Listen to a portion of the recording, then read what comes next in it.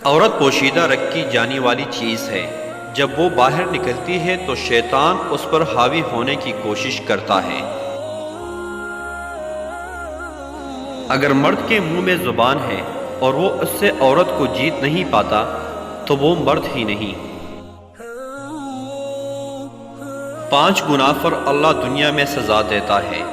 جو قوم عہد شکنی کرتی ہے اللہ تعالیٰ اس پر اس کے دشمن مسلط کر دیتا ہے۔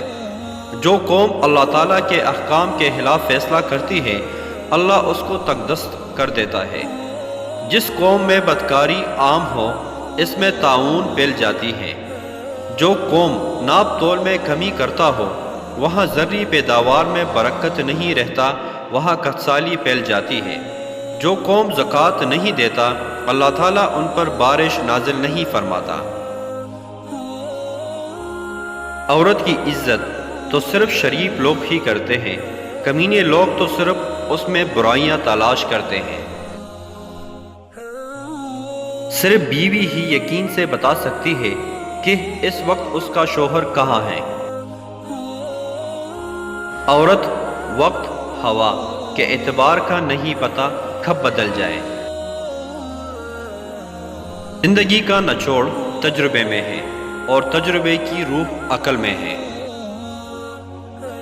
ایک مرد عورت سے 4 چیزیں چاہتا ہے: اس کا دل میں نیکی، اس کی زبان میں مٹھاس، اس کے چہرے میں حیا، اس کے ہاتھوں اولاد کی اچھی پرورش۔ عورت کا حسین ترین روپ ماں ہے۔ اے عورت تو کس قدر مظلوم ہے، تیری ابتدا بھی دکھ ہے، تیری انتہا بھی دکھ ہے۔